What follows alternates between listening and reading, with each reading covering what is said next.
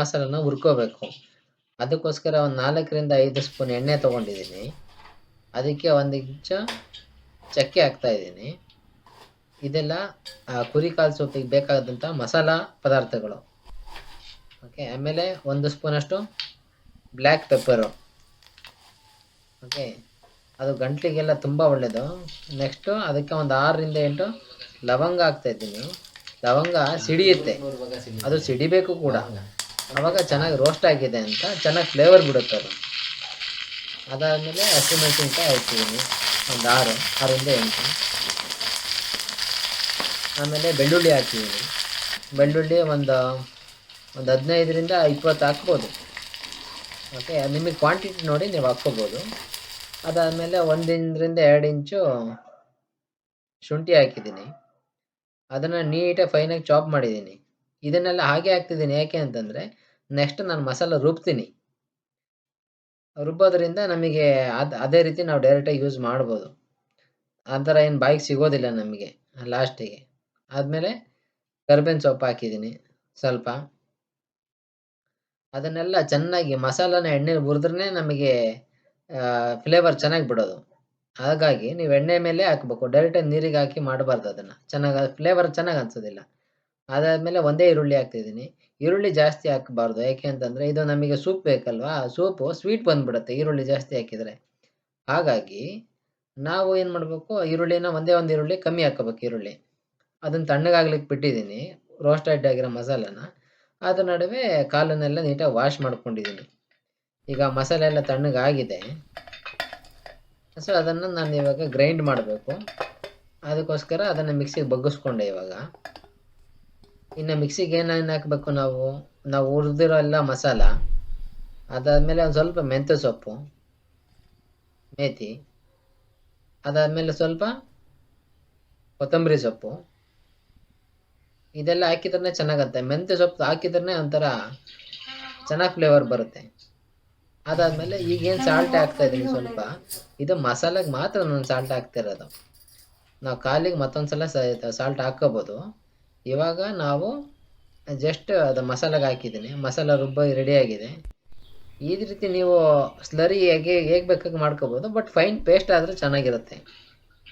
ಜಾಸ್ತಿ ವಾಟರ್ ಹಾಕಿ ಬೇಕಾದ್ರೆ ಮಾಡ್ಬೋದು. ಅದು ಮಸಾಲ ರೆಡಿಯಾಗಿದೆ. ಈಗ ನೆಕ್ಸ್ಟ್ ಒಂದು ಕುಕ್ಕರಲ್ಲಿ ಸ್ವಲ್ಪ ಎಣ್ಣೆ ತೊಗೊಂಡಿದ್ದೀನಿ. ಓಕೆ, ಆ ಎಣ್ಣೆಗೆ ಒಂದು ಈರುಳ್ಳಿ ಸಣ್ಣದಾಗಿ ಕಟ್ ಮಾಡಿದ್ದೀನಿ. ಯಾಕೆ ಅಂತಂದರೆ ಮತ್ತೆ ನನಗೆ ಸೂಪ್ ಕುಡಿಯುವಾಗ ಮತ್ತೆ ಸಿಗಬಾರ್ದು ಈರುಳ್ಳಿ, ಅದಕ್ಕೋಸ್ಕರ ಸಣ್ಣದಾಗಿ ಕಟ್ ಮಾಡಿದ್ದೀನಿ. ಓಕೆ, ಇದು ಜಸ್ಟ್ ಏಕೆ ಅಂತಂದರೆ ಆ ಕಾಲೆಲ್ಲ ರೋಸ್ಟ್ ಆಗಲಿ ಅನ್ನೋ ಅಷ್ಟೇ ಕಾರಣ. ಓಕೆ, ಫಸ್ಟ್ಗೆ ಈರುಳ್ಳಿ ಹಾಕಿರ್ತೀವಿ ಅಂತ ರೋಸ್ಟೆಡ್ ಫ್ಲೇವರ್ ಸಿಗಲಿ ಅಂತೇಳಿ ಎಣ್ಣೆ ಹಾಕಿಬಿಟ್ಟು ಒಂದು ಈರುಳ್ಳಿ ಹಾಕಿ, ಆಮೇಲೆ ಉಳಿದೆಲ್ಲ ಕಾಲನ್ನು ಹಾಕ್ತಾ ಇದ್ದೀನಿ.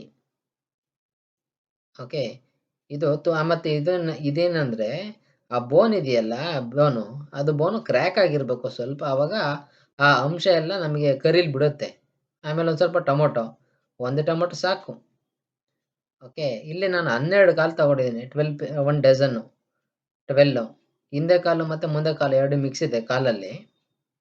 ಓಕೆ, ಅದಾದಮೇಲೆ ಮಟನ್ ಎಲ್ಲ ಸ್ಮೆಲ್ ಬರಬಾರ್ದು ಅಂತ ಸ್ವಲ್ಪ ಅರಿಶಿನ.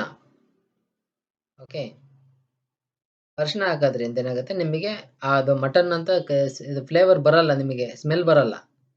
ಓಕೆ, ಹಾಗಾಗಿ ನಮಗೆ ಚೆನ್ನಾಗಿ ಫ್ಲೇವರ್ ಕೊಡುತ್ತೆ, ಲಾಸ್ಟು ಸ್ಮೆಲ್ಲು ಗಮ್ ಅನ್ನುತ್ತೆ. ಓಕೆ, ಅದಾದಮೇಲೆ ಸ್ವಲ್ಪ ಹೀಟ್ ಆಗಲಿ. ಅದಾದಮೇಲೆ ನೆಕ್ಸ್ಟು ನಾವು ರುಬ್ಬಿರ್ತಕ್ಕಂಥ ಮಸಾಲ, ಅದನ್ನು ಇದಕ್ಕೆ ಆ್ಯಡ್ ಮಾಡ್ತಾ ಇದ್ದೀನಿ. ಅದೇನಿರುತ್ತೆ ಅದೆಲ್ಲ ಒಂದು ಸ್ವಲ್ಪ ನೀರೆಲ್ಲ ಮಿಕ್ಸ್ ಮಾಡಿ ಹಾಕ್ತಾ ಇದ್ದೀನಿ. ಎಷ್ಟು ನೀರು ಹಾಕಬೇಕು ಅಂತಂದರೆ, ನಾನು 12 ಕಾಲು ತೊಗೊಂಡಿದ್ದೀನಿ ಇಲ್ಲಿ. ಮಿನಿಮಮ್ ಅಂದರೆ ಒಂದು 6 ಕಪ್ಪು ನಾವು ಆರಾಮಾಗಿ ಹಾಕ್ಕೋಬೋದು. ಅಂದರೆ ನಮಗೆ ಸೂಪ್ ಅಷ್ಟು ತೆಳ್ಳಗಾಗೋದಿಲ್ಲ. 1 ಕಾಲಿಗೆ 1 ಕಪ್ ಅಷ್ಟು ನೀರು ಹಾಕ್ಬೋದು. ನಾವು ಕಮ್ಮಿ ಹಾಕಿದಷ್ಟು ಗಟ್ಟಿಗೆ ಬರುತ್ತೆ. 1ಗಿಂತ ನೀವು ಜಾಸ್ತಿ ಹಾಕಿದ್ರೆ ಏನಾಗುತ್ತೆ, ಫುಲ್ಲು ನೀರಾಗಿಬಿಡುತ್ತೆ ಕಾಲು ಸೂಪು. ಗಟ್ಟಿ ಇದ್ದರೆ ಒಂದು ಸ್ವಲ್ಪ ಸ್ಪೈಸಿಯಾಗಿ ಚೆನ್ನಾಗಿರುತ್ತೆ. ಹಾಗಾಗಿ ನಾನು 12 ಕಾಲಿಗೆ 6 ಕಪ್ಪು ಇಲ್ಲಿ ನೀರು ಹಾಕಿದ್ದೀನಿ 6 ಕಪ್ಪು ನೀರು ಹಾಕಿದ್ದೀನಿ.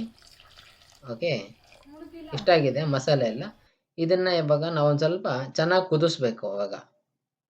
ಓಕೆ, ಅದು ಏನು ಮುಳುಗಬೇಕು ಅಂತ ಏನಿಲ್ಲ ಅದು, ಯಾಕಂದ್ರೆ ಅದು ಸ್ಟೀಮು ವಾಟರ್ಗಿಂತ ಜಾಸ್ತಿ ಇರುತ್ತೆ ಹೀಟ್.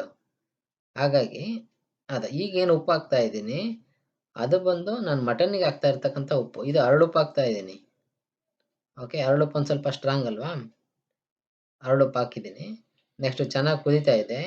ಈಗ ಒಂದು ಸ್ವಲ್ಪ ಕರ್ಬೇವಿನ ಸೊಪ್ಪು. ನಾನು ಮಸಾಲೆಗೂ ಕರ್ಬೇವಿನ ಸೊಪ್ಪು ಹಾಕಿದ್ದೆ. ಈಗ ಹಾಕಿದ್ರೆ ಚೆನ್ನಾಗಿ ಫ್ಲೇವರ್ ಕೊಡುತ್ತೆ. ಆ್ಯಕ್ಚುಲಿ ಇದನ್ನ ಕುಡಿಬೇಕಾದ್ರೆ ಹಂಗೆ ಸೆಕೆ ಬರುತ್ತೆ. ಅಷ್ಟು ಚೆನ್ನಾಗಿರುತ್ತೆ. ಮತ್ತೆ ಇಮ್ಯುನಿಟಿ ಬೂಸ್ಟರು, ದೇಹಕ್ಕೆ ಎನರ್ಜಿ. ಈಗ ಹಾಗಾಗಿ ಈ ರೀತಿ ಮಾಡ್ಬೇಕು. ನೆಕ್ಸ್ಟ್ ಅದೆಲ್ಲ ಒಂದು 6ರಿಂದ 8 ವಿಷಲ್ ಹೊಡಿಸಿದ್ದೀನಿ. ಅದಾದ್ಮೇಲೆ ಬಂದಿದೆ ನೋಡಿ ಹೇಗೆ ಬಂದಿದೆ. ಫುಲ್ಲು ಅದ್ರ ಮಟನ್ನಲ್ಲಿರ್ತಕ್ಕಂಥ ರಸ ನೀರಿಗೆ ಬಿಡಬೇಕು. ಇದು ಮಸಾಲದ ಒಳಗೆ ಬೇಯಿಸ್ಬೇಕು. ಫಸ್ಟಿಗ್ಲೇ ಉಪ್ಪಾಕಿ ಬೇಯಿಸ್ಬಿಟ್ರೆ ಅದು ನೀರು ಬಿಟ್ಕೊಳೋದಿಲ್ಲ. ಮಸಾಲದಲ್ಲಿ ಬೇಯಿಸಿದ್ರೆ ಆ ಮಟನ್ನಿಗೆಲ್ಲ ಫ್ಲೇವರ್ ಹಿಡಿಯುತ್ತೆ ನಾವು ಹಾಕಿರೋ ಮಸಾಲದಲ್ಲಿ. ಹಾಗಾಗಿ ಮಸಾಲದೊಳಗೆ ನಾವು ಬೇಯಿಸ್ಬೇಕು ಇದನ್ನ. 6ರಿಂದ 8, 10 ಓಡಿಸ್ಬೋದು. ಅದು ಡಿಪೆಂಡಿಂಗ್ ಅಪಾನ್ ದಿ ಕಾಲು. ಎಷ್ಟು ನೋಡಿ ಎಷ್ಟು ಚೆನ್ನಾಗಾಗಿದೆ ಇವಾಗ ಫೈನಲ್ ಔಟ್ಪುಟ್ಟು. ಎಷ್ಟು ಚೆನ್ನಾಗಾಗಿದೆ.